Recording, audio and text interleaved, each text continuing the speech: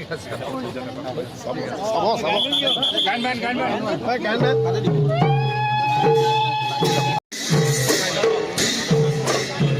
বাচ্চাকেইটা চাওঁ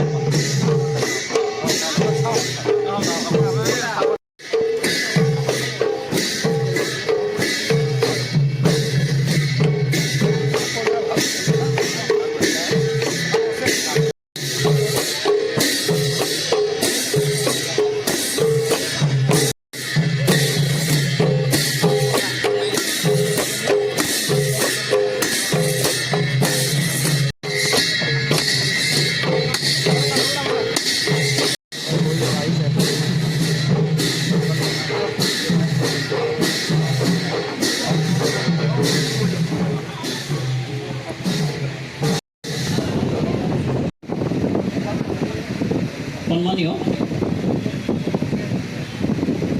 আজি আমাৰ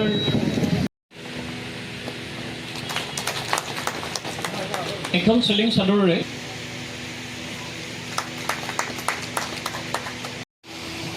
আমাৰ আমন্ত্ৰণ মৰ্মে আহি উপস্থিত হোৱা আমাৰ অসমৰ জনপ্ৰিয় জলসম্পদ সামাজিক শ্ৰী ডক্টৰ অমিয় কুমাৰ ভূঞা ডাঙৰীয়া, সন্মানীয় আমাৰ সাহিত্য সভা হ'বলগীয়া সাহিত্য সভাৰ কাৰ্যকৰী সভাপতি ডাঙৰীয়া, আমাৰ বিশিষ্ট ব্যক্তিসকল, মঞ্চত উপবিষ্ট সম্পৰ্ক। সাহিত্য সভা আগতে প্ৰত্যেক বছৰে হয়, আজিকালি দুখন হয়। অধিৱেশন হয় 2 বছৰৰ পাছত আৰু এখন অনুষ্ঠীয়কৈ হয়।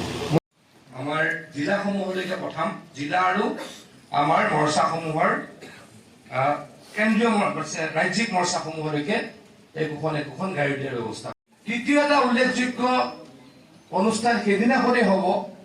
আমি অতি কমেও 75টা ৰাষ্ট্ৰীয় বিজেপিৰ সভাপতি জগত প্ৰকাশ নাড্ডা ডাঙৰীয়া, অসমৰ মাননীয় মুখ্যমন্ত্ৰী ডাঙৰীয়া আৰু অসমৰ বিজেপিৰ ৰাজ্যিক সভাপতি ডাঙৰীয়া কেন্দ্ৰীয়ভাৱে আধাৰশিলা কৰে। কেন্দ্ৰীয়ভাৱে আধাৰশিলা মানে সেই সভাখন আজি তাৰে আপোনালোকে যদি তাত এটা বা দুটা কৰে, তেতিয়া দুটা কৰিব, এতিয়া চাৰিটা পানী হৈ গ'ল। বনাবৰ কাৰণেও দলে আমাৰ বিধায়কসকলক কিছু আৰ্থিক সাহায্য আগবঢ়াইছে।